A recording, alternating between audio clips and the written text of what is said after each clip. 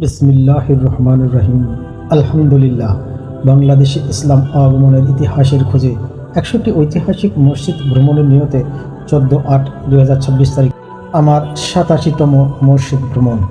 রংপুর বিভাগের লালমনিরহাট জেলার অন্তর্গত আদিতমারী উপজেলার সাপটিবাড়ি ইউনিয়নের বিলাবাড়ি গ্রামে অবস্থিত বিলাবাড়ি জামে মসজিদ। এই মসজিদের ইতিহাস শুনলে জানা যায় ১৫৯৬ খ্রিস্টাব্দ থেকে ১৬৮৭ এর মধ্যে এই মসজিদ নির্মাণ করা হয়। বর্তমানে মসজিদটি প্রত্নতত্ত্ব অধিদপ্তরের আওতাধীন একটি প্রত্নতাত্ত্বিক স্থাপনা। ইতিহাস: মুঘল আমলে নির্মিত ৪০০ বছরের পুরনো গিলাবাড়ি জামে মসজিদ কালের সাক্ষী হয়ে আজও দাঁড়িয়ে আছে। মুঘল আমলে নির্মিত এই মসজিদটির অবস্থান ৭% জমির উপর। এটি দৈর্ঘ্যে ৪২ ফুট ও প্রস্থে ১৭ ফুট। মসজিদটিতে মোট ১৩টি মিনার আছে। বর্তমান সময়ে সংস্কারের অভাবে মসজিদটি ধ্বংসের মুখে পড়েছে।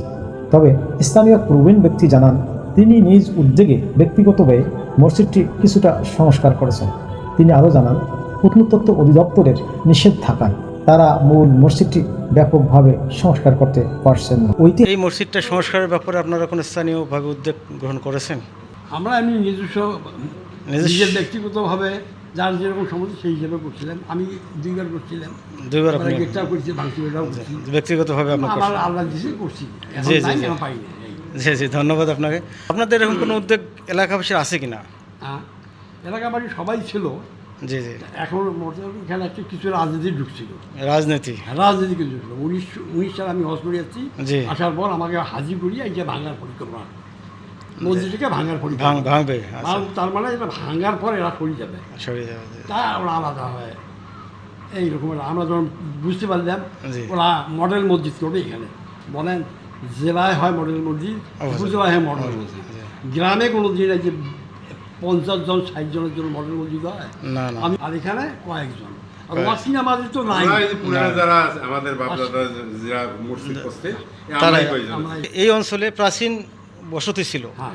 প্রাচীন বসতির কারণে তো এই মসজিদটা এই হয়েছে। মসজিদটা। জি এবং অত্র এলাকার জি জি। যতগুলো মসজিদ দেখে সব মসজিদের মানে মুসল্লিরা সবাই এখানে নামাজ পড়ে। জি জি। আমরা জানা মতে মসজিদটা যত মানে দেবে গেছে নিচে, আগে কি আগে দেবে গেছে, ভূমিকম্পে দাঁড়িয়ে ভূমিকম্পে দেবে গেছে। আমরা এক জায়গায় যে মেরামত করবো, জি। তার আগে ডিসি সাহেব জেলা জেলা জেলা প্রশাসন পরিষদের মাধ্যমে ২ লক্ষ টাকা এখানে আমাদেরকে দিয়েছিল, জি। কিন্তু আমরা গ্রহণ করি নাই, যেহেতু প্রত্নতত্ত্ব বিভাগের অনুমতি ছাড়া এখানে হাত দেওয়া যাবে না।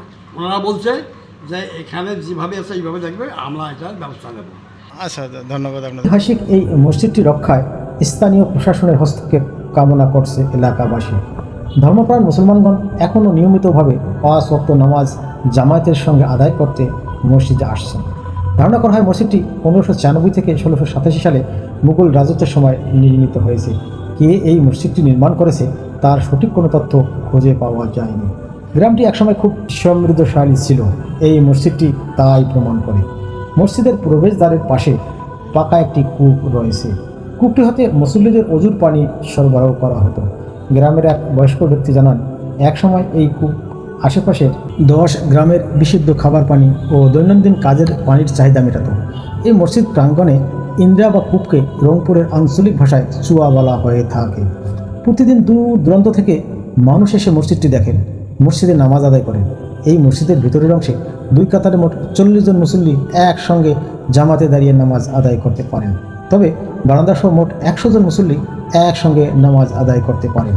দেশের মূল্যবান প্রত্নতাত্ত্বিক এই নিদর্শনটি সংস্করণে এবং পরিকল্পিতভাবে সংস্কারের ব্যবস্থা গ্রহণে জেলা প্রশাসন সহ প্রত্নতাত্ত্বিক অধিদপ্তরের সুদৃষ্টি দেওয়া প্রয়োজন বলে এলাকার সচেতন মহল মনে করেন।